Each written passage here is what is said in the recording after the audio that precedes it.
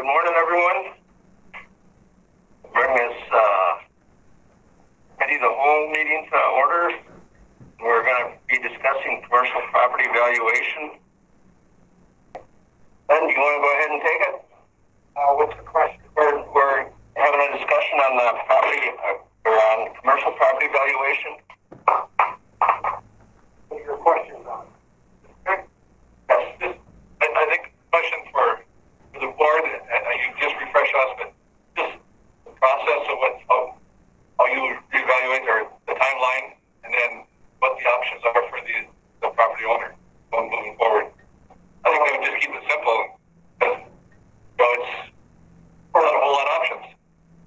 Commercial, there's no timeline. We're so far behind in commercial compared to residential. Residential, it took 5-6 years and on and on and on. The commercial values are just way below par. They always have been. And so I put together a study to identify what commercial we have photos, which ones we have sketches, which ones are in the Canvas system. None of them were in the Canvas system at all. And so over the past couple, 3 years, you just pick away at it to try and get them up to par. Okay? And once that's been done and the notice goes out, then they get their hint notice or whatever. It says on there, the time to provide feedback on proposed levies is now. It is too late to appeal your value without going to tax court. So when the yellow notices go out, which they did last year, they get a notice in that yellow notice saying, here's the dates, we have the Board of Equalization, and all of that. It's all laid out on there. 99% of the time, as you know, we have 1 or 2 people show up and that's it. That's because they always call and come in and see me and we work it out. Almost always. And this is Department of Revenue Regulation. Not mine, it's not the county's.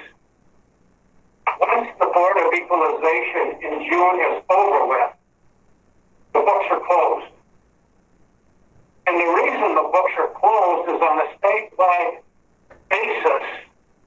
We now know what the values of all the properties are in the state of Minnesota, and they can't be changing them up and down by, people changing values on residential, commercial, whatever. So that's cut and dried. And so if a yellow notice goes out and they call and we work it out, that's fine. If a yellow notice goes out and they don't open it, and then they get their tax statement, find out, wow, there's absolutely nothing I can do about it. There's nothing the board can do about it. There are recourses to go to tax court. Okay? And that's guidelines state of Minnesota. Now, when you talk about, because I hear this a lot, pandemic, how can you do this during the pandemic? These values were put on last year, before we even knew there were going to be a pandemic. And the people that read their yellow notice and came in March and April, and we were into the pandemic, and we said, hey, come in, let's work this out.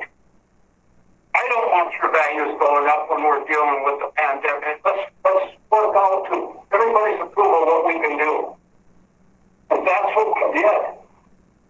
And some of them have said, well, let's just wait a year and see what happens. Okay? I can't do anything if they don't come in when they get their yellow notice. And, they're a business owner. Their responsibility when they get a tax statement of any way, shape, or form to open it. And so, they sit here and say, well, what we can do or what we should do, there's nothing we can do. There's absolutely nothing we can do. It doesn't qualify, for instance, for abatement at all.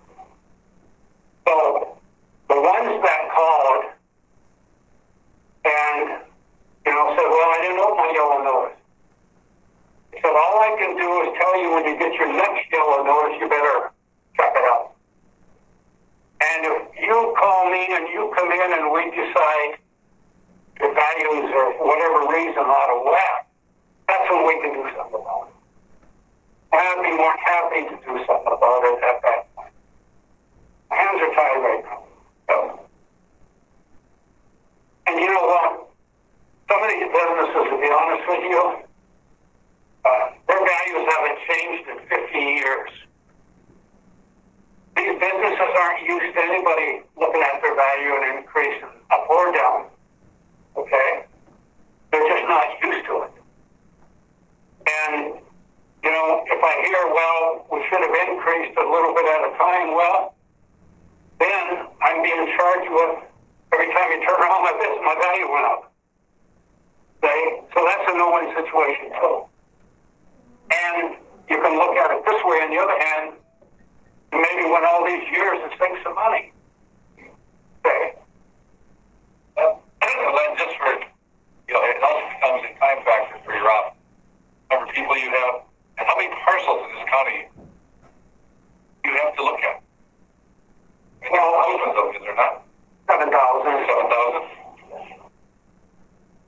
But the residential is cut and dried. I mean, we spent so much time on that we got that down right now. Okay? And you know that from, you know, we don't get state increases anymore. Okay? Commercial's a different story for a number of reasons. Number one, every time, for the most part, when commercial sells, it's way more than my value.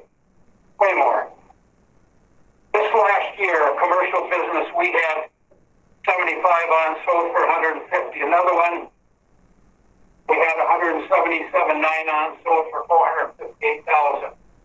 We had another one, we had 72,400 on, sold for 140,000. We had another one that we had $41,100 on, sold for 100,000. We had another one that we had 88.4, sold for 145. Ballbeck's lot out there by the Menards, we had 68,000 on the whole lot. They parceled it off into two lots and then sold one just recently for $155,000.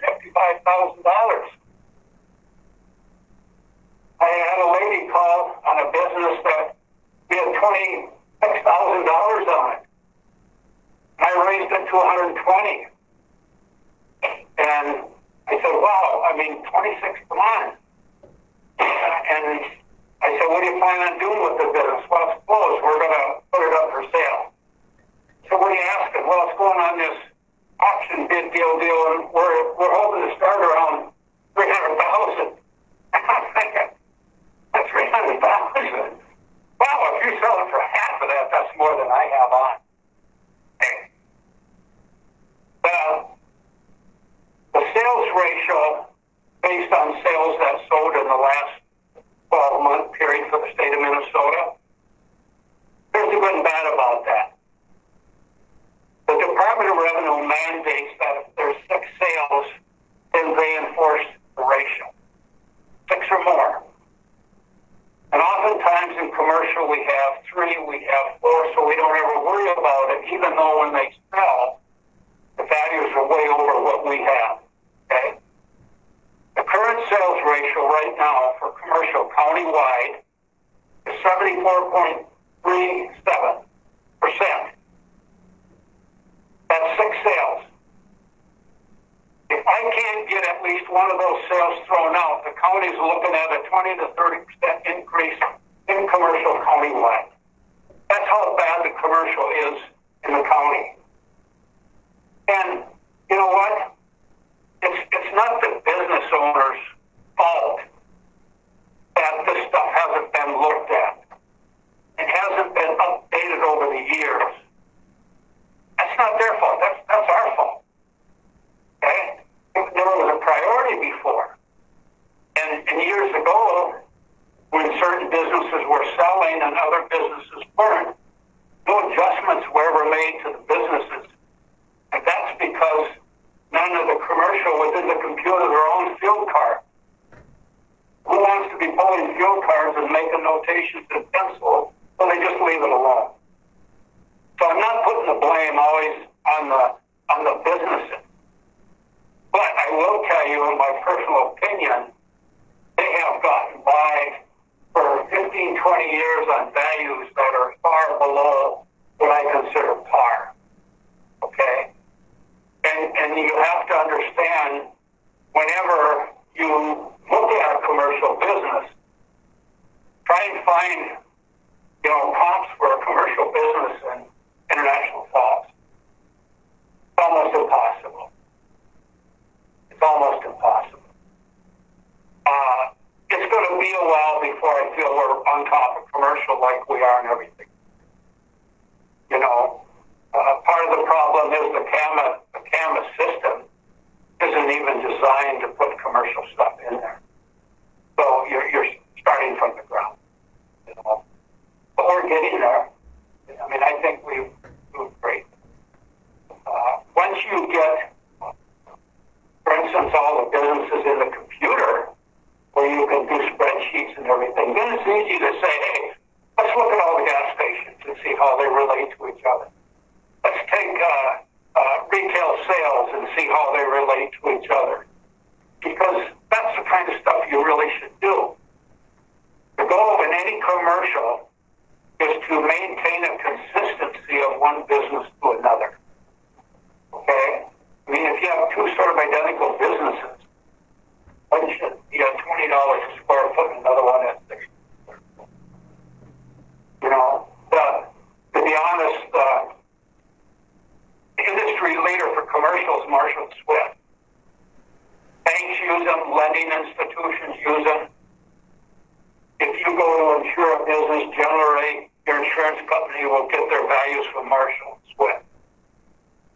And, one of the businesses we have about $50-some a square foot, Marshall Swift's number is 165. I can't use that. That don't work here in International Falls. So, on one hand, we got a ways to go. On the other hand, historically, businesses are below what they sell for. Historically. And I got the data to back that.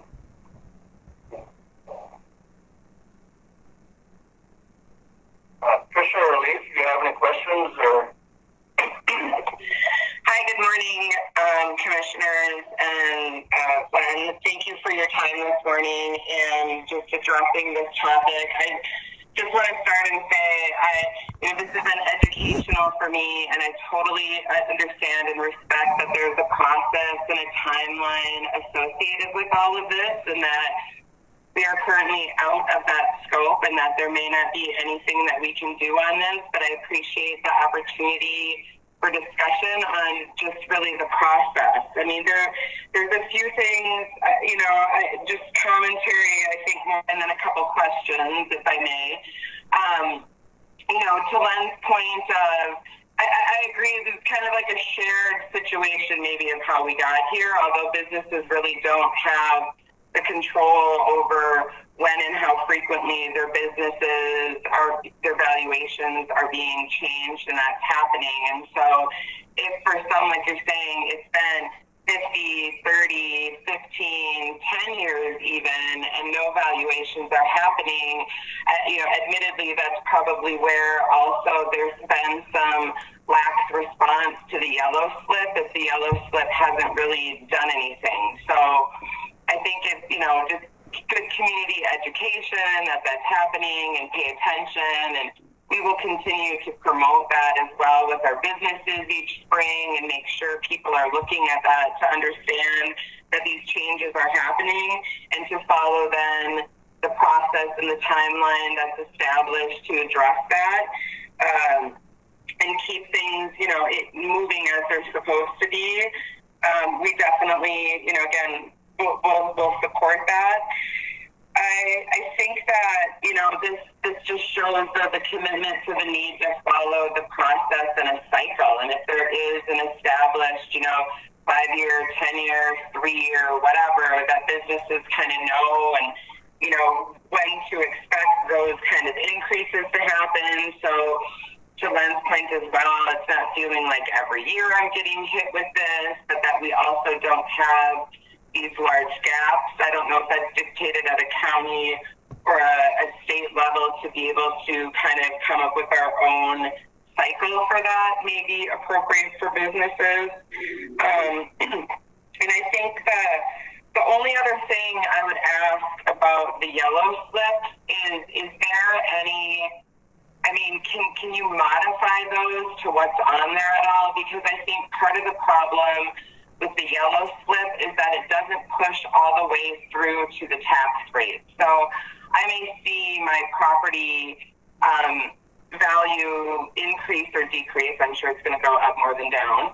But it doesn't really, especially, it doesn't mean as much until I see that tax rate applied and really know. And I totally understand that in that March, April time frame, you have no idea what next year's tax rates are going to be. The city and the county haven't gotten to their budgets. Nobody's submitted levy or things like that. But even if there was the opportunity to have on the slip to say, based on current year tax rates, this is what this new valuation is going to look like, I think would make a big difference for people to understand and not get that sticker shock, so to speak, when the November notice comes out with the tax rates on it. So, there's a space on there for it. It says, coming in November, because again, I know that the coming year's tax rates aren't there, but if there was anything against the current rate to show, I think that could be beneficial. When the commercial, what I call, is done, commercial will be on a 5-year plan. Okay. Like residential. And it should be. And, when we did the residential, it hadn't been done for 15, 20 years, we had all kinds of problems. We were picking up buildings that we didn't even know were there and all. It was a mess. Like commercial. So number one, there will be a quintile when this is done. Number two, if you want to take a valuation statement and put some sort of tax, you're going to have to go to the Department of Revenue because that stuff is regulated by them. And historically, they send out a valuation notice, and there is no taxes on there because it is a full valuation notice. And that is just telling you what your value is going to be the next year and giving you the opportunity to respond to it. And like I said, you'd have to go to the Department of Revenue, change what they do, because now they have the valuation, they have the PIN statement, and then they have the tax statement. So that would have to probably come from them. Okay, so that form is a state form. Okay. I think the only other thing that I would ask if it was possible is because, last year this happened as well with some businesses, as you stated we're getting caught up on these evaluations. And so this year we didn't get caught up either. I'm assuming there's another maybe year or two of a business valuation happening. Can there be, since again it's not all plots in the county on a single year and we're kind of moving through this, can there be any communication from the county to businesses that maybe have, let's say, over X% increase to just do that courtesy, like, hey, we want to make you aware. Did you not see? It kind of reminds me, like, as we've gone through the process with MnDOT on the Highway 53, businesses whose accesses and driveways and things are going to see changes. They've reached out to them a number of times to just say, all right, on board, you get it, before it changes, and you don't kind of have that shock. It wouldn't have to be every year because, again, this is just a catch-up, but if it's, to be determined statistically significant increase, that, there would just be that extra reach out, that the county would just say, hey, I want to make you aware, you are a business, let's say, who hasn't been valuated in possibly decades. This is going to be a big change. We want to work with you and know, or is it all just on the business to follow up on the yellow slip? Well, that's what the valuation notice is for. The valuation notice, if you read it, is either going to be the same, go down, or go up. There would be no sense in putting together another system to pre-notify a business owner of a valuation change when they're already getting one. Okay? I mean, we just don't have the manpower and the work to do that, and that's what the yellow notice is for anyway. Number two, years ago, the Department of Revenue, Trish, had what was called a limited market value. And what that meant is, let's say I raised the value of this business $90,000. The department would put it on at over a 3-year period. Okay? So those increases were sort of negated by the 3-year period went over. For whatever reason, this is like, I'm saying 7, 8, 9 years ago, the Department of Revenue did away with limited market value. So there is no restriction on how much a value goes up. And it is extreme and it is hard when you have a business that hasn't been, say, looked at for 20 years and it's got a value of $20,000 and it's worth $100,000. Okay? So, I mean, it is what it is. And, I'm still going to stick by the valuation notice. I'm not going to put together another whole system to notify business owners of their values when they already have. Steve, do you have any questions at all, or are you kind of understanding it a little bit better? Good morning, everyone. Yeah, thank you for County Board, for Len, for your work on this and listening to our concerns. I don't really have any more questions. It's been very educational for me to learn how the whole process works. I'm guilty of not opening up my yellow slip. I won't make that mistake again. But yeah, I guess my biggest concern was just the huge jump over the course of 1 year. I just think it's really hard for small businesses to prepare for that. I would rather see incremental increases over a period of so many years, and it sounds like maybe that's what we're moving towards in the future. But again, thank you for your work on this. I think it was very well explained. Thank you. Commissioner McBride. And I will add this, that on one hand, I accept no responsibility that you guys didn't read your notices. On the other hand, I feel bad that you didn't read them because I would love to help you. And I could have helped you, and I'm not blaming anybody. I'm just saying, I want you guys to understand that my office, I think we go above and overboard to try and help you guys with this. And I'll tell you this, if we would have known a year ago, back when I did your values, this pandemic was coming, they wouldn't have been touched. And I feel bad because I'm getting a lot of heat for the pandemic, and in reality, the values were put on way before the pandemic. And people that read the notice, and here again, I'm not blaming, but they were able to come in when the pandemic was going on, and I was able to help them. And I guess I feel bad that I did help you guys because I just, whatever. So we're here to help you in any way we can. Mr. McBride, and just quickly, a couple minutes here. The yellow slip, the evaluation notice that goes out in May, correct? April to March, April, and there. Yeah. I mean, it does say in there, be sure to look at your value change because it may affect your tax. Yeah. It says right on it. So, and it's an educational thing for everybody in the county, and we went through this over and over every year in board of equalization. And when I first came on board, I never understood that. I think most people don't understand it. So it is an educational thing. And number two, some of the businesses that have been evaluated and brought up, but it's a fairness issue.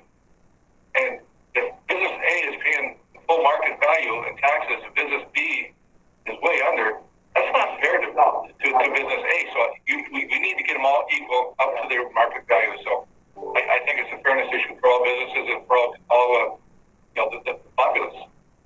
Thank you, Mr. Chair. First of all, I appreciate Len coming in, and it's good to have this conversation.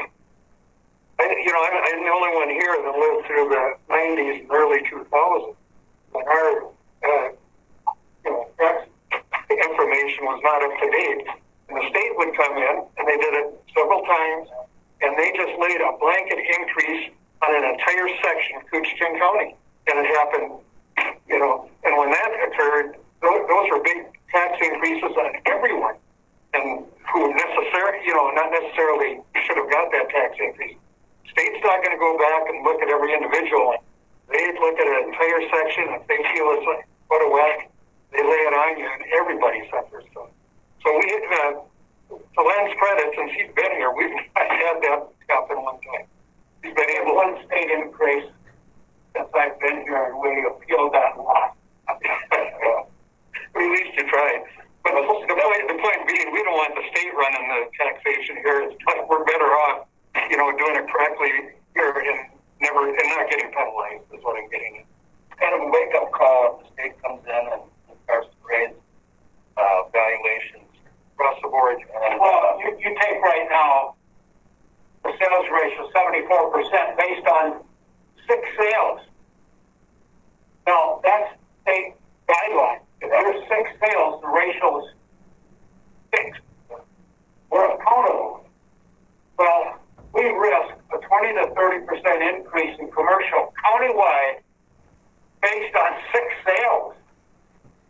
That's ludicrous in my mind. But that's the state of Minnesota that I can't do anything about. So right now, I'm trying to find some ways to get a sale or 2 thrown out so that we don't have to mess with that. Okay. I thank you, Len, for coming down and explaining this a little bit. It's an education every time we hear this. We don't deal with it as like you do, but and so each time I think we get a little bit more, and like I say, we don't want the state coming in raising valuations. So. Well, one thing's for sure is all these people that don't read the valuation. Yeah, that's a good one. So, but anyhow, thank you again, and Merry Christmas to you. Thank you. I have one question. Yeah. Thank you. Happy holidays as well. Merry Christmas. Merry Christmas. Thank you, Chris. Well, not to want to get into it too far, but on the commercial value, the value in International Falls is not the same as Longman or Still or Big Falls. So, that has to be factored in on your stuff. So that's no different than a residential home being selling in International Falls versus North Home. Yeah. All right. Thank you, guys. Thanks, Len. Okay? Yep. Okay, and we'll bring the meeting of the Board of Commissioners to order. And the first thing is to approve the agenda, and we do have one addition. Mr. Chair, actually, I realized that we have 2 additions. The minutes were not on there to be approved. Oh, okay. A copy of those minutes. We move minutes with the addition and the minutes addition. Okay. One second. Got a motion by Commissioner McBride, second by Commissioner Skoye. Any discussion? Hearing none, all in favor? Any opposed? Motion is carried. Next item is to COVID-19 update. Good morning. I'll just run through some statistics first. For the state of Minnesota, there's 399,311 cumulative positive tests. There are 373,301 people no longer needing isolation, and 4,872 deaths in the state of Minnesota. In Koochiching County, we have 531 cumulative positive cases with 457 no longer needing isolation and 8 deaths. There's been 9,315 administered in Koochiching County. I'm sure that most of you have heard that the vaccines are beginning to get out there. We had people in our healthcare yesterday here locally receive the vaccine. There is an article in the journal regarding that. So they are being distributed. The public health has received notice that we will be receiving the Moderna vaccine, 100 doses of that. There are also agreements with, we do have an agreement with Aiken County to share vaccines if we need to do that, if somebody has more than what they initially need. Now, those vaccines are only going out to healthcare people, EMS people, right now, and once those people have received their vaccinations, then they will be moving on to people in long-term care and through the different phases that they have defined.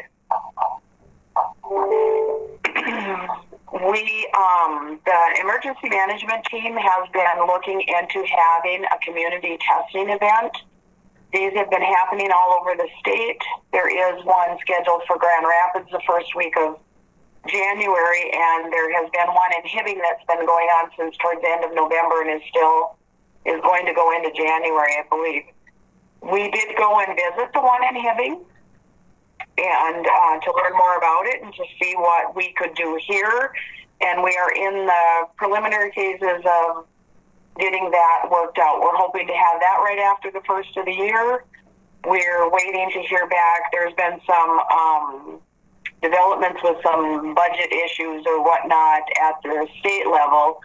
And so we're just waiting to hear back on those things, and then we'll continue to plan.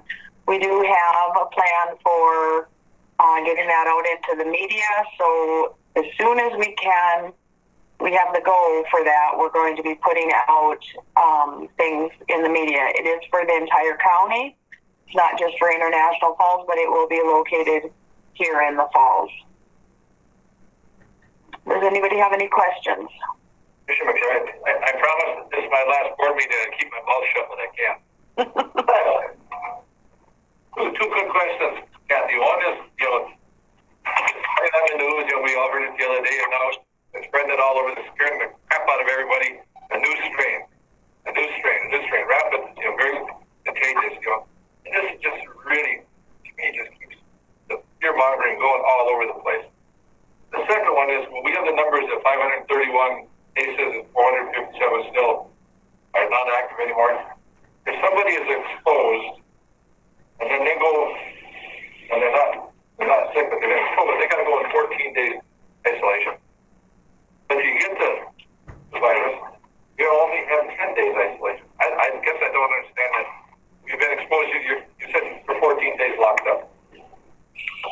So for the first part of your question, the mutated virus that they're talking about, I did mean to mention that, but so I'm glad you brought that up. But there is, yes, there is a mutated version of this virus. However, it still is acting in the same manner as the original strain, and so the vaccine will address that strain as well. So there isn't anything to be terribly concerned about. Yes, I agree with you that there are some media corporations that are exaggerating that and trying to cause fear in people, but it will be addressed as part of this vaccine too. So it's not anything to be too terribly concerned about. It's just really important to continue to wear your face mask and isolate and wash your hands. Stay home as much as you can until the vaccine is all distributed and people have a chance to build some immunity. The second part of your question, the difference in the isolation periods is due to the fact that it takes 3 to 5 days for enough viral load to build in a person's body for them to be contagious to other people. So if you know that you already have it, you've probably passed you've obviously passed those 3 to 5 days from when you were exposed, and now you have it, where a person who is just a close contact of someone who is positive, they haven't had that opportunity maybe to build that viral load to where they're becoming contagious, and that's the reason for the longer quarantine period. I was listening to some things last night and this morning on that new strain of COVID, and it sounded like the new strain is more contagious. However, it isn't any more lethal than what the regular COVID is. So, yes, and the vaccine will, the vaccine will work against that as well. yep. Kathy, This is Mark. Of our 74 active cases, how many of those are hospitalized right now? I don't have that information. Okay. The last that I had heard is that we did not have any COVID patients locally at our hospital. Okay.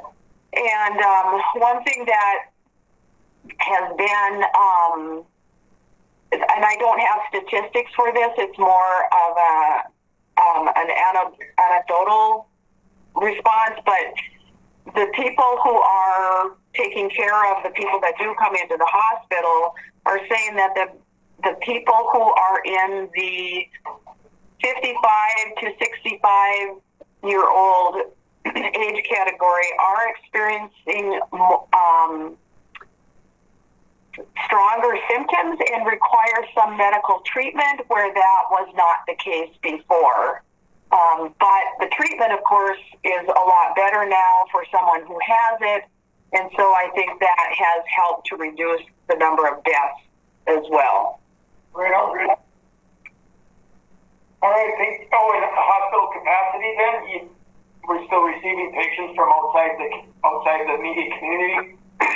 That's a possibility, but I don't think that is happening right now. The hospitalizations have dropped somewhat across the state, as well as the ICU admissions.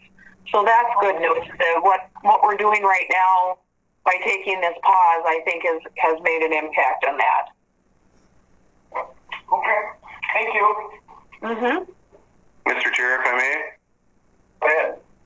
I'd like to mention an article in the Sunday Star Tribune that, we are third in the state for, according to this article at least, third in the state per infection rate per 1,000 people. So I think people are doing a good job and have been. So these numbers here, kind of say Cook County is first, and we may be a little isolated and stuff, but I really think people have been doing a great job taking care. So, anyone else have anything? Yeah, Kevin, Kathy, I was listening to some of the talking doctors on the media, and it was brought up that their feeling was that this virus has not had a chance to mutate that much. So this new strain might be a little bit more, a little bit different, but it's not changed enough that the basic virus hasn't changed. Are you correct? Correct. It might be a little bit more aggressive, but basically it's the same virus. Right, and that's why the vaccines will work against that as well.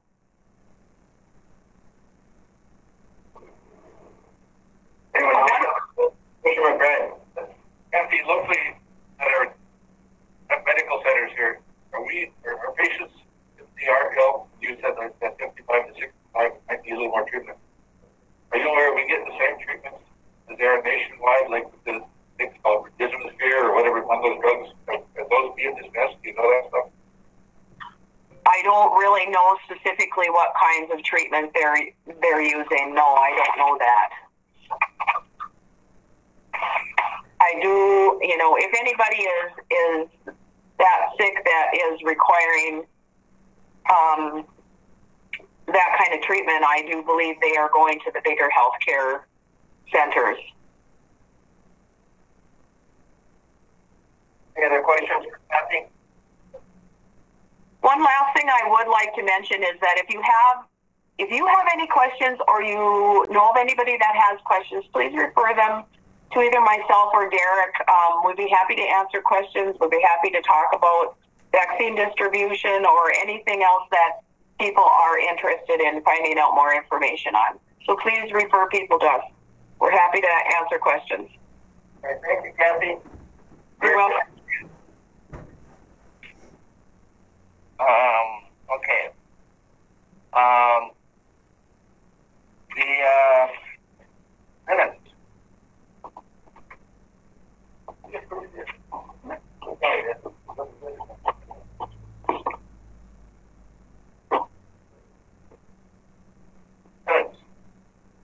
Commissioner McBride. We do have my motion. Second by Commissioner Pavlik. Any discussion? Hearing none, all in favor? Any opposed? Mr. Chair? Yep. Ian Jason's on the video. You have to control my phone. Okay. Jason? Aye. Okay, thank you. Good point. Thank you. He looks like a minister up there with that tie and white shirt. I think I saw him on Fox News this morning.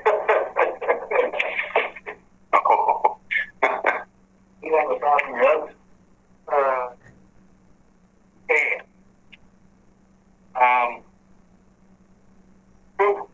Courthouse claims. Or financial business. Mr. Chair, I'll move on items A, B, and C. We have a motion by Commissioner Gobum to approve the bills. One second. Second by Commissioner Scoy. Any discussion? Hearing none, all in favor? Aye. Commissioner Gobum? Aye. Okay, thank you. Approve void warrants. Move, Mr. Chair. Got a motion by Commissioner Schobum. I have a second. Second by Commissioner Pavlik. Any discussion? Hearing none, all in favor? Aye. Schobum? Aye. Motion is carried. Designate authority to the administration assistant to approve 2020 year-end claim payment. Move. Motion by Commissioner McBride. Second, Mr. Chair. Second by Commissioner Schobel. Discussion. Hearing none, all in favor? Aye. Commissioner Schobel? Aye.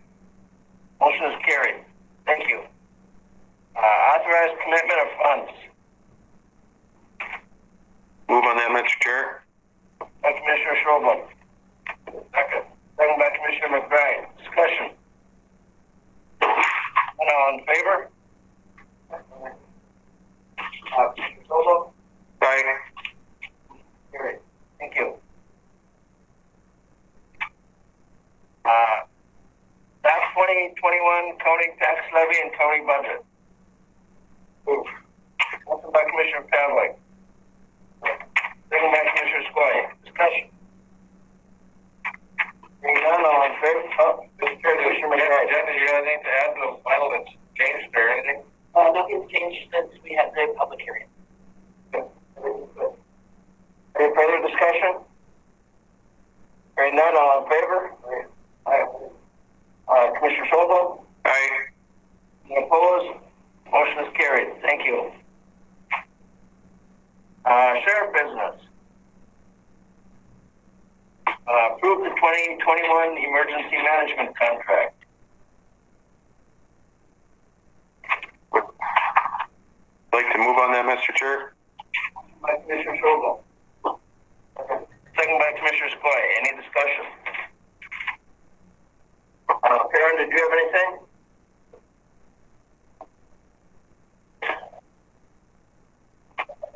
Sorry, I was on mute. Just having a side conversation. Can you hear me? Yep. Are we on the emergency management contract? Yep. Yeah, that's just the annual renewal with Mr. Koochiching, so I would suggest that the county board proceed with that. No change to the contract. Okay, any questions for Karen? Okay. Thank you. Have a motion? You can call the question. Okay. All in favor? Aye. Sorry. Okay, thank you. Any opposed? Motion is carried. Thank you. We'll do the addition. Since we're on law enforcement, to approve and authorize board chairs and administration director's signature to a letter of understanding renewing the law enforcement labor services local union number 103, representing the deputies of the county, effective January 1st, 2021 through December 31st, 2021, as recommended by the negotiation committee.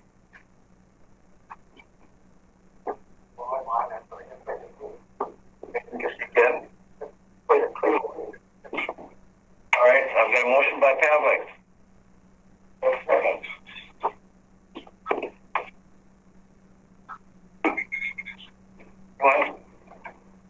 Yeah, second, Mr. Chair. By Commissioner Schobel. Thank you. All right. Any discussion? Anyone? Oh, okay. All in favor? Aye. Aye. Commissioner Schobel. Okay, thank you. Any opposed? Motion is carried. Thank you. Health and Human Service business. Sure.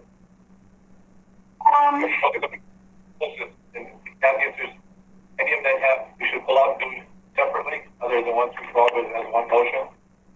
Yep, I just want to pull out number 4 and talk about that for a few minutes, but otherwise 1 through 3 and 5 through 12 could all be together. They are all purchase of service agreements, and there have been no changes in amounts or anything for any of those. Motion, Mr. Chair, 1 through 3 and then 5 through 12. We have got a motion by Commissioner McBride. Do I have a second? Second, Mr. Chair. Second by Commissioner Sway. Any discussion? Hearing none, all in favor? Aye. Commissioner Schobel? Aye.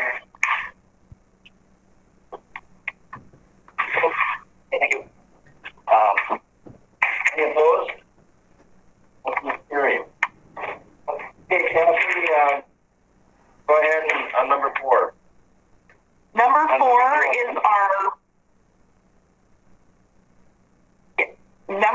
is our main contract with Northland Counseling Center for Mental Health Services, and we did raise that by $5,000 this year. It had been at $200,000 and now it's $205,000. Can you hear me? Put it over on that? Sure. It's been a while there. Is it over? Oh, okay. Number 4 is our main contract with Northland Counseling Center for our mental health services, and we did increase that by $5,000 this year. They had went for quite a number of years, like 11 years, without any increases, and so the last couple of years we have been trying to catch them up a little bit, with the most recent one being the $5,000 we've added to this year. But other than that, nothing has changed.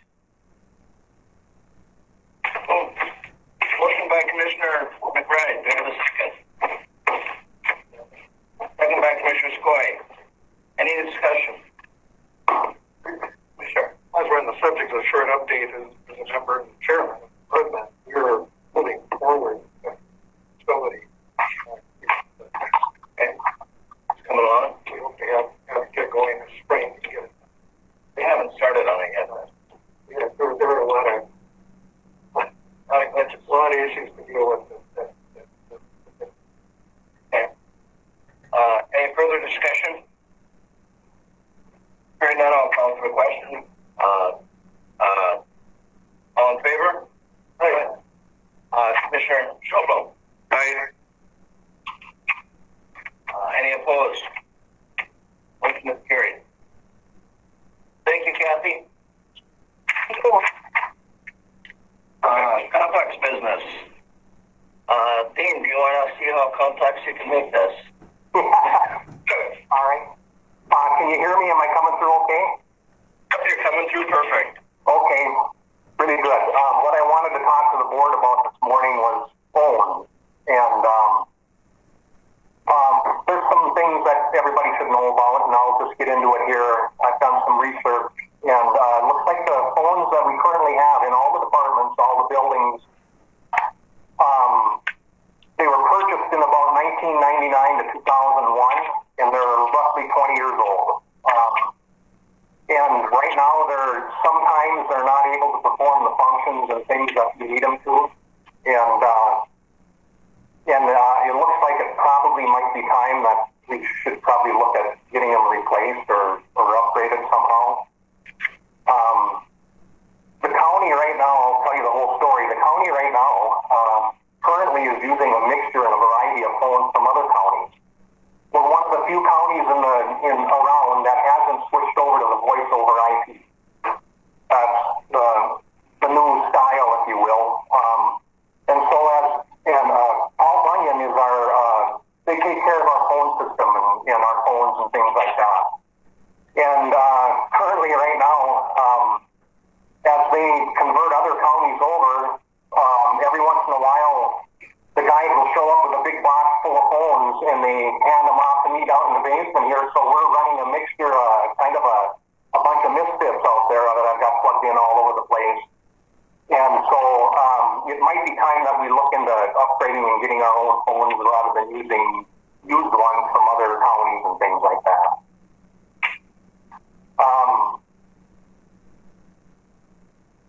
When we get into, it seems like as we get new hirees and things like that throughout the county, everybody wants to reconfigure their office spaces and stuff like that. And when you do that, we got to make a phone call to Paul Bunyan. They come up, do cabling, things like that, reposition phones and stuff like that.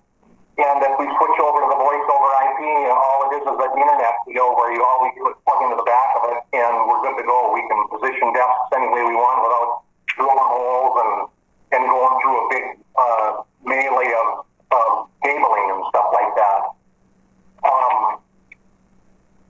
Another issue would be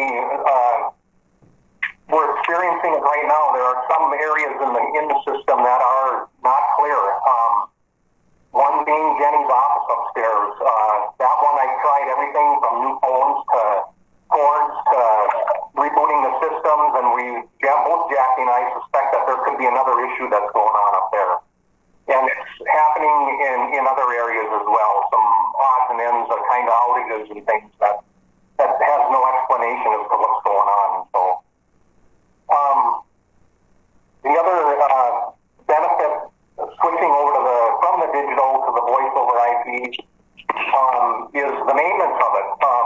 The techs, our Paul Bunyan techs from Bemidji would be able to access our system from their offices down there and be able to load up current software and stuff that we need over the course of time, and we wouldn't even know it. We wouldn't even need to call them. It would just happen. And so there's and then when there is a downtime, when there is an issue or a problem like that, they're able to access that system right where they're sitting at in their offices in Bemidji. So rather than coming up in a truck and then coming downstairs and going through the rigmarole and the process of figuring everything out, that's a good deal about it too. Another one is the one that really catches me is there's the option of a possible virtual receptionist. Currently, right now, if you look in the phone book, there's a whole strip of phone numbers. When people call in to each department or whatever, we could narrow that down to have one phone call coming into Koochiching County Courthouse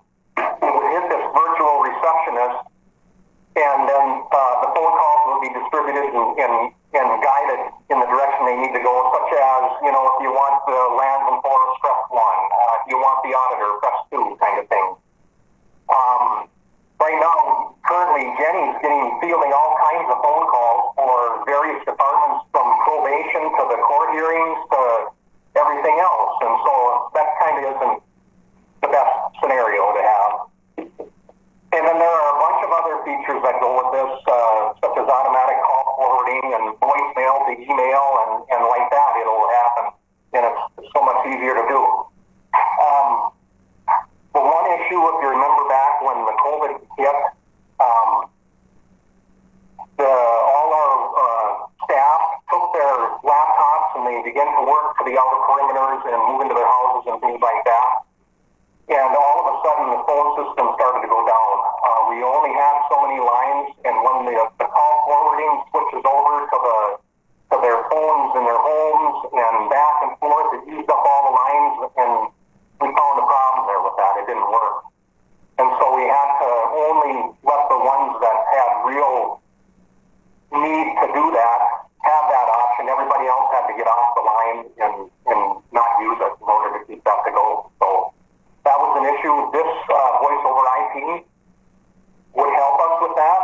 There's what they call a soft phone, where they can actually take the phone, I believe, is the way it was explained to me, from their desk, take it home, plug it in, and it would still work for various applications. And so that would help us out in that respect for the off-site workers. Currently, right now, the VSO office and Soil and Water are voice over IP at this point, and they say it works real well, and so just so you know that.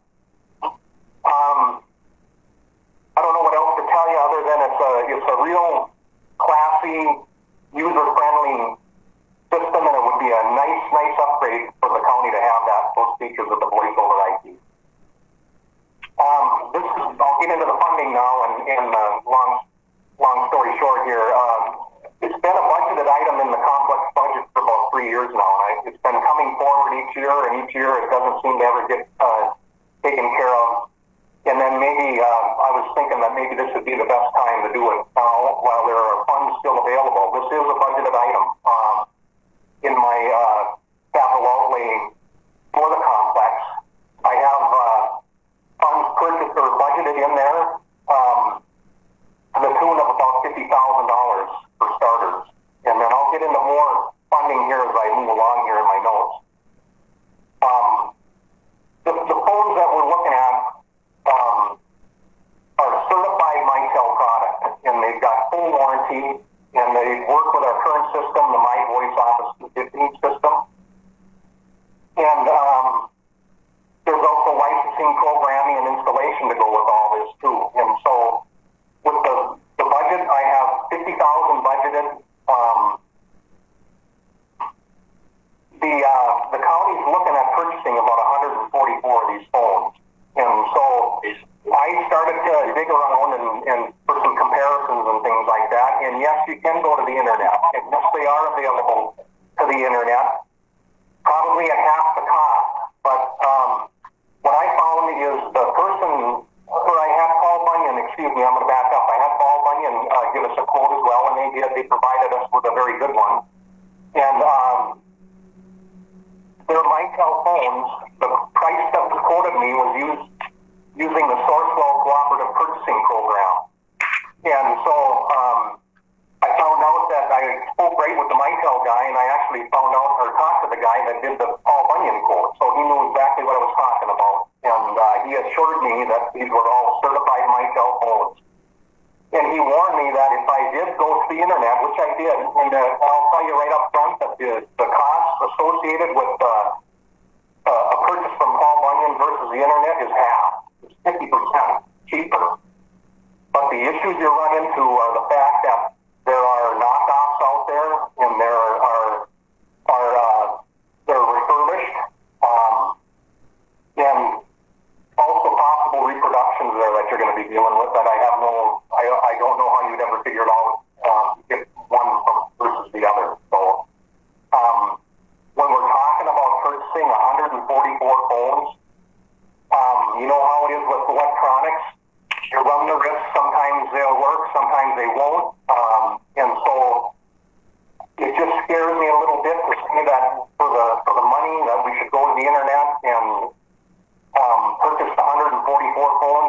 maybe if we were talking about buying 25 or 10 phones or something like that, I do it in a heartbeat. I go to the internet, purchase them right off of there and bring them in. But when we're going to do 144 and open up into a new voice over IP system, it's my recommendation that we should purchase the phones with full warranty from Paul Bunyan for that.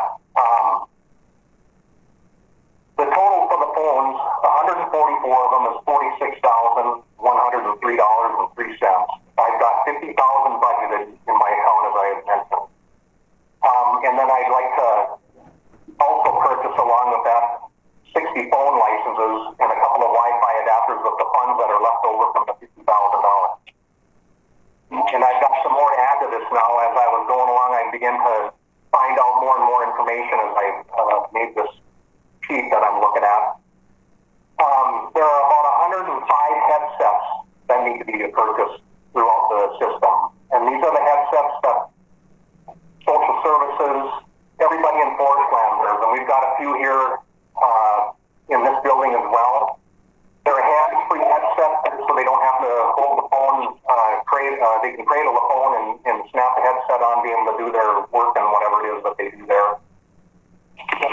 I found out that I could purchase those over the internet, and I wouldn't worry about them because they're not a Mitel product, and we could save about $10,000 on doing that. The list price for phones from the Paul Bunyan quote that I had was $28,737.35 from Paul Bunyan. I could purchase those for the county over the internet for $19,226.45. We could save about almost $10,000, about $9,500. And I feel comfortable doing that because it's a headset that would attach to the phone. And I think that would be okay. Those are all new, right, coming from the factory. So then I was sitting in the office, and when the COVID hit and the buildings all went into lockdown,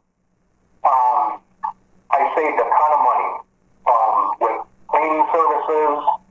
There was little or no use for water, and all these funds began to multiply. And I got funds available throughout my budget that I could take care of a lot of the remaining licenses that we need. What I'd like to do with board approval is to prepay Paul Bunyan for their expenses to do all the install, programming, and everything for this, so that all this is on this year's budget, and I don't want to carry anything in the next year's, because I've got funding right now for it. So, let's see, what else can I tell you? For the headsets, $20,000, $6,500 for the remaining licenses that I wouldn't get with the leftover $50,000. And then Paul Bunyan is asking for $9,000 for installation and programming and like that, and I've got those funds available within my budget that I could use them out there somewhere and clean everything up. So, again, the internet is half cost, and you can even knock that again if you went to refurbished. But I think we'd be gambling, and for me, I'm a poor gambler. I don't do so well when I gamble, so I'm always one to do the sure thing, and so I would feel most comfortable going with a certified product that's got full factory warranty, and there's a communications company behind it to make it all work. So, does anybody have any questions at this point? I hope I laid it out there as best I could there for you. Mr. Pavlik. Thank you, Mr. Chair. Well, you covered a lot of territory there.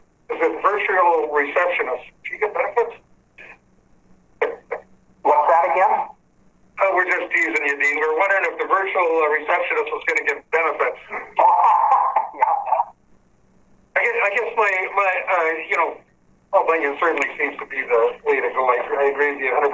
A little concerned about, the prepay. We give them all that money without, we know they're going to fulfill their obligations. I mean, I think they would, but, we've got to protect the taxpayers here too. I wonder if there's a way to escrow something so we can get it out this year. rather than completely pay them. I mean, just my thoughts.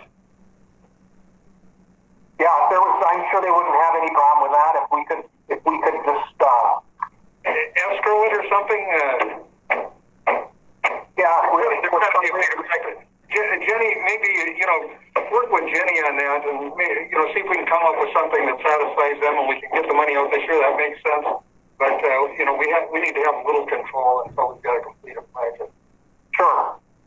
I guess the other good thing, the only other thing I could, Mr. Chair, the county phone here in the county boardroom is inoperative also. I don't know if that's something you could fix or not. Okay. Something we do use quite a bit. Commissioner McBride, this new phone system, so for outgoing calls, so instead of getting a call from County 283-1100, it has to be Jen or it could be you or whoever. This outgoing calls, are they identified to the customer or to the whoever's receiving the call rather than a 1100? You know what, Commissioner McBride, I'm not 100% sure how it works. It was just briefed to me very, very simply. I don't know what the identification process would be at this point. All I know is that function is a possibility and available to be programmed in. I'd just like to know, because if I'm getting a call from the coroner or the sheriff, I don't want to pick it up. Yeah.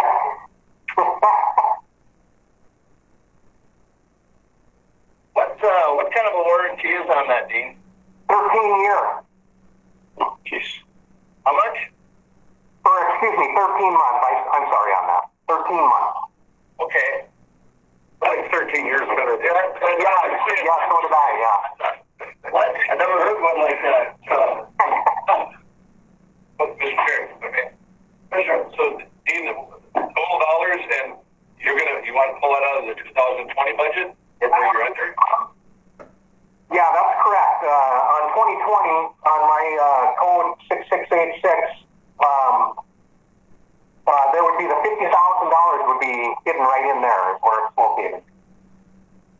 So 50,000 is the whole total? Thanks for your jacket, huh? Right. Total cost would be 86. Everything involved is 86,000. I think it was 86,700.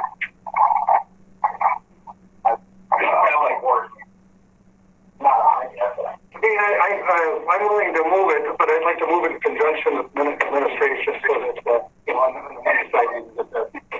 Mr. Reagan, I think his RBA is actually requesting an amount not to exceed 90,000, just so that we can make sure that this project can move forward. And I will work with Dean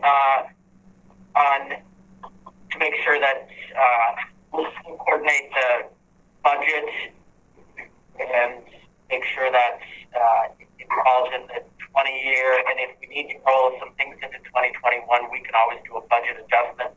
Although for our audit purposes, we do use accrual codes for January and February, and I'm pretty sure that these will be completed by then. But it's a little bit challenging because our audit is done on an accrual basis, our budgets are done on a cash basis. There may need to be a small budget transfer. Regardless, it's the money is all still in his budget. If it's not used, it's just going to be sitting in general revenue. So I will work with Dean to figure out the finances, the budget adjustment if they're needed. Thank you, Jenny. And Dean, good job. I mean, our system is old and it's getting to the point where it's almost non-functional anymore. So. Yeah, and one other thing to add to this, keep in mind, this is all we're going to do is purchase these products and store them at this point, so to speak. The actual rollout won't happen until next year when Jackie gets all her switches in position. And on her goal, then we've set a time aside to go with our system and let her rip. So. Sounds good. Thank you. Okay. One second. I've got a motion by Commissioner Cobb. I need a second. One second. I do. Okay, second by Commissioner Skoye. Go ahead. Dean, on the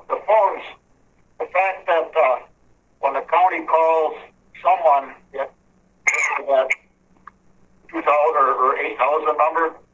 Was that by design, or was that just the way they were? Because the only thing is that when someone calls and you look at it, you don't know, who to get back to on it. But then that might be by design, so they couldn't get back to it. You know anything about that? Yeah, I think that was by design.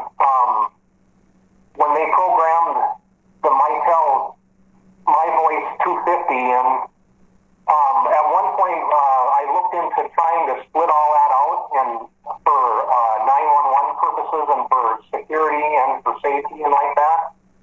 And then we found out that it couldn't work. It wouldn't work that way because of programming and because of the system. So I don't know for sure. I gotta believe that if you were to enter into some kind of a virtual receptionist, that all that would be taken away and you know what, Wayne, I guess I shouldn't say anything more than that because I'm not sure myself. I know it was programmed into the system to be that way is what I can tell you at this point. So. Commissioner McBride, must be kind of something to do with caller ID, and I understand what Wayne's talking about, I was talking about earlier. If I get a call from Kevin, it says Kevin 80. If I get a call from Koochiching County from Jenny, all it says is Koochiching County. If I miss that call and she doesn't leave a voice, I don't know who to call back. You don't know who to call back. I think sometimes the public misses their calls, and I had that happen. That would be a good case to put out to these folks to get that. Maybe this virtual receptionist kind of thing would address all that. Is 144 phones and Dean, is that going to cover everybody, all of county employees, or?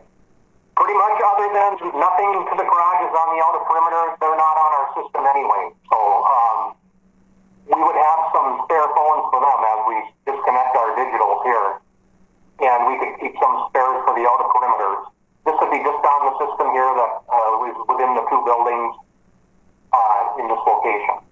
Okay, thank you. Any further discussion on that?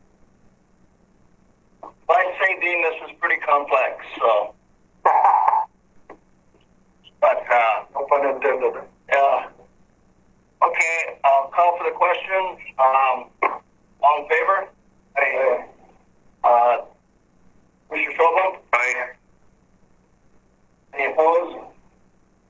Motion is carried. Good. Thank you very much. 20 minutes on the agenda for this discussion. I thought, boy, we're going to be sitting here a long time twiddling the thumbs. He was right on with that. Yep. You can thank Betsy for that. All right, thanks, Dean. Merry Christmas. Yeah, Merry Christmas, everybody. Oh, so, Dean, you're blowing snow. Okay, next on the agenda, environmental service business. Pat. Hi, good morning. Good morning. Morning, Matt. Is the board hearing me? Yep, we hear you. Okay, so thank you. I'm not sure if the first item that I have is a combined parcel rezoning and conditional use permit for Soren Olson and Judith Nelson for short-term vacation rental property. I don't know if Soren and Judith are online, but the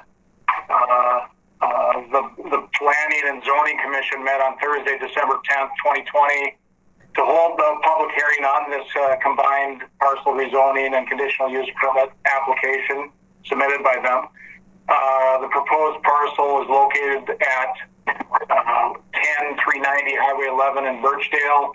It's on the south side of the highway there. The applicant indicates they would like to convert the existing residential dwelling into a short-term vacation rental property, i.e. less than monthly rental. The home has 3 bedrooms with currently 5 beds for sleeping.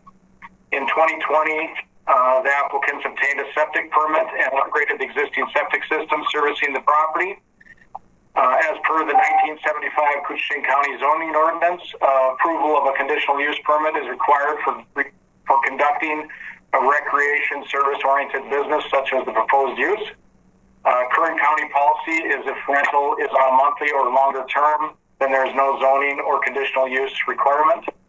After the owners provided information and answered questions, and after hearing no opposition to the proposed rezoning and conditional use, the Planning and Zoning Commission unanimously made the recommendation to approve the rezoning and conditional use permit application as submitted. I've included the staff report and Planning and Zoning Commission meeting summary for your review. And I don't know, again, if Soren and Judith are online, if they would like to add anything.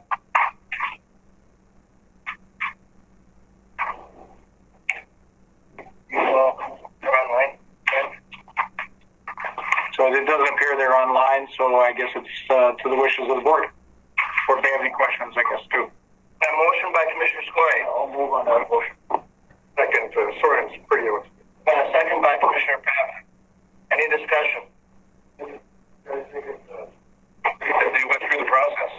There's a lot of people, not a lot, but there's some out there that have not went through the process and are just going ahead and doing it. I commend them for following through on what they should be doing. All following through and going through the right process, and that way they know it's right. Like going through Max Department and doing what needs to be done. I agree, and a big part of that is also upgrading their sewer system. When it's a private system like that, it's a huge deal when you have a change of use like that. Yep. Any further discussion?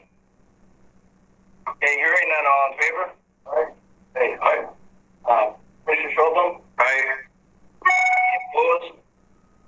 Motion carried. Thank you. So the next item that I have on the agenda is the Contract C final closeout and payment of retainage. And, I have a presentation I'd like to share with you. So if you give me a minute, I'll get this rolling here. So just bear with me.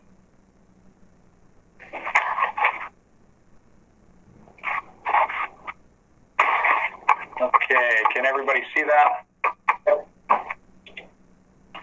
Is everybody seeing that? Yes. Yep. Okay, great. So this is the Island View Sanitary Sewer extension. Just doing a little presentation. Let's see if I can get the... So the project includes extending sanitary sewer service from Jackfish Bay to Shea Shea and Voyageurs National Park Green Lake Visitor Center. This was a $20 million project, and on the picture there, it's showing the yellow area generally is the area that this whole Island View Sewer project encompasses. The orange area was the Jackfish project, which it connected to one of the lines that were extended that way in that project. So there was $16.5+ million funded by the state and federal sources obtained by our elected officials and county representatives.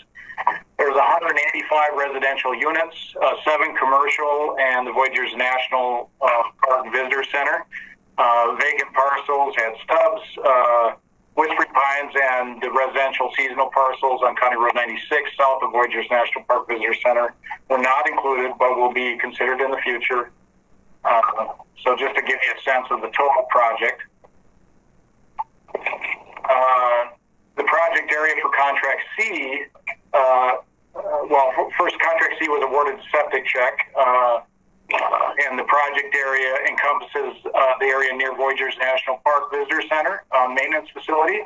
And you can kind of see that where that arrow is pointing. It's near County Road 96, just south of the road that would end up going to the visitor center and boat launch there. Construction started August 2018 with substantial completion April of 2019, and closeout would be today if the board approves it. Construction included, this lift station 400. It included sewer line installation, both in rock and soil. We had air release manholes, flushing stations, a couple grinder stations, and I mentioned it connected the Voyageurs National Park maintenance facility.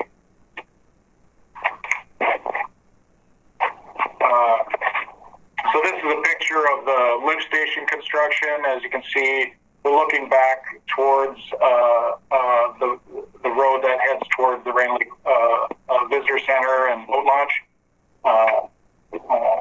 The lift station is near just where those blue dump trucks are. To the right, there's a backhoe kind of in the trees. The upper right shows a crane unloading a structure and various other construction activities at that location. This is where they actually set the structure, and you can see on the right there that the guys are sealing the joints of two concrete pieces that were installed so that they don't have a water infiltration into the structure.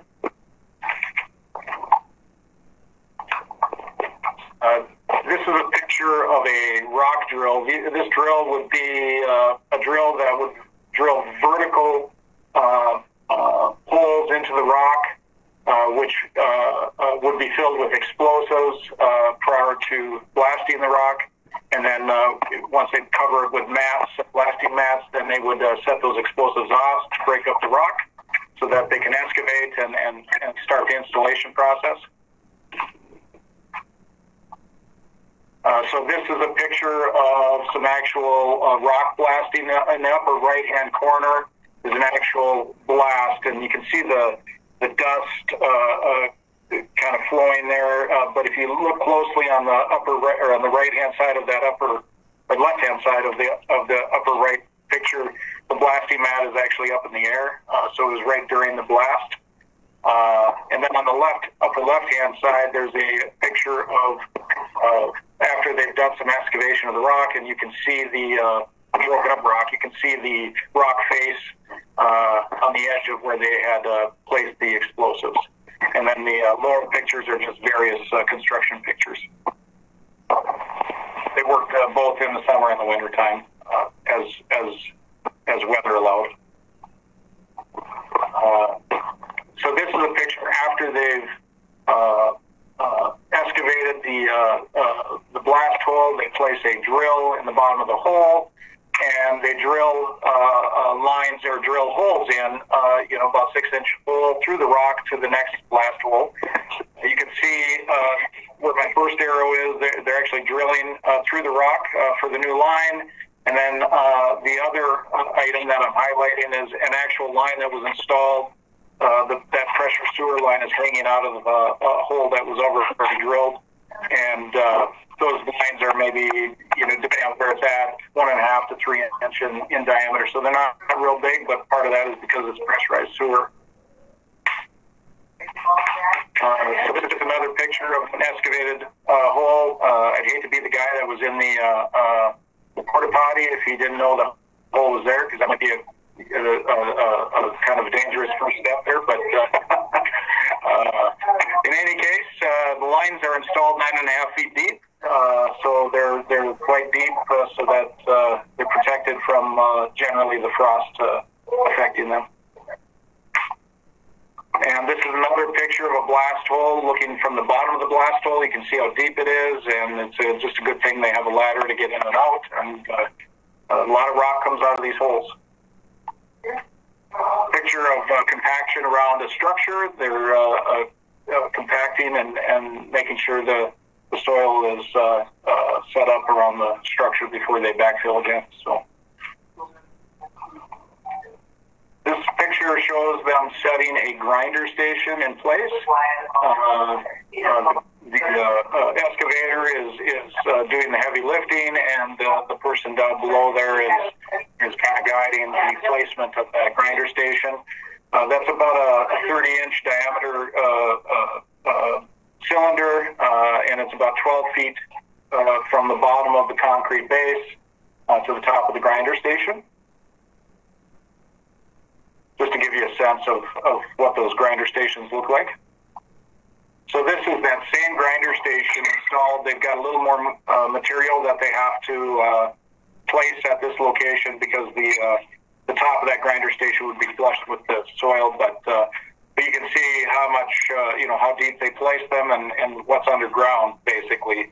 Those lines that were drilled in would be connected to the, near the bottom, or, about 7 feet deep, generally speaking, and just gives you a sense of, you don't see much above the ground, but there's a lot going on below. And this is just a picture of Voyageurs National Park. The point of these projects are, to protect the waters that we have, our beautiful Voyageurs National Park area. And we've got the Northern Lights. They're kind of magical. And this contract was a little bit magical because original contract price was $702, $735. And what I'm going to be presenting to the board is just under $30,000 below that bid amount. So Septic Check did a nice job in trying to do this as close to the contract price as possible, and we're just a little bit even below the original bid price. So any questions or comments? Questions for Matt? Well, first of all, Matt deserves a lot of credit. He lived up there during this project. We still got a few things to wrap up, but he's done an excellent job, and I will gladly move on. I've got a motion by Commissioner Pavlik. Do I have a second? Second. Commissioner McBride. Matt, contract C, is this the one that we were having some issues with? No, this project, we're ready to close out, and they've done a great job. Septic Check has done a great job, and we're ready to close it out. And they went through some, there was some punch list items they had to take care of before we could close it out. And so they've been working through that process to get those punch list items taken care of, and they have taken care of them, and so we're ready to close the project. That, contract C out. We're ready to close it out. Okay, we'll have more contracts. Okay, Commissioner McBride? So that, by closing out, that will authorize the release of the retainage funds then, and what is that total? So, the project engineers have reviewed it, and we have a final statement that all work has been completed, and Septic Check is requesting that we pay out the retainage in the amount of $33,640.27. That's part of the motion, correct? Yeah, the motion would be approve authorizing Environmental Service Director to execute final closeout documents for the Island View Sanitary Sewer Extension, Contract C, and authorize final payment of retainage in the amount of $33,640.27 to Septic Check. There is the document submitted in that closeout paperwork includes a certificate of substantial completion, the final statement, the pay application, contractor's affidavit, mechanic lien waivers, and the bonding company's consent to the final payment. The 2-year warranty period is in effect for items that may be found defective within the project. So I think we have it covered with those things, and I would recommend moving forward with it. Any further questions for Matt? All right. I've got a motion and a second. All in favor? Aye. Commissioner Schobel? Aye. Okay. Any opposed? Motion is carried. Thank you. Okay. Number 3, Matt. Okay, and the third item that I have is the Environmental Service Department and SWCD NRBG service agreement. This is an agreement that we do every year to help us manage shoreland, local water management, and wetland conservation activities.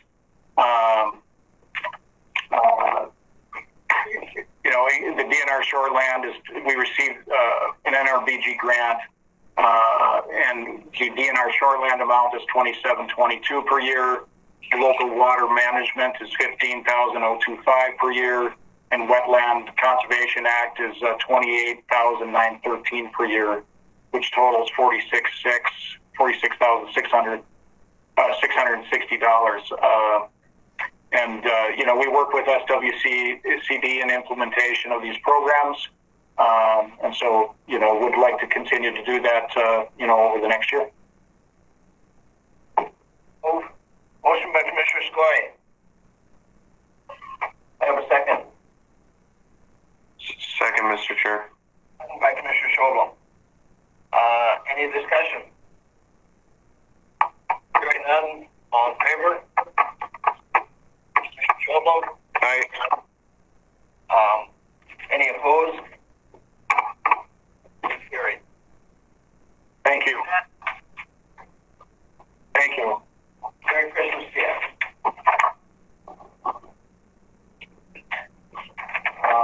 Anything else to come before the board? Is there anybody on for public comment? There's no one down in the basement. Okay, thank you. Hearing nothing else, I'll ask for a motion to adjourn. Motion by Commissioner McBride. You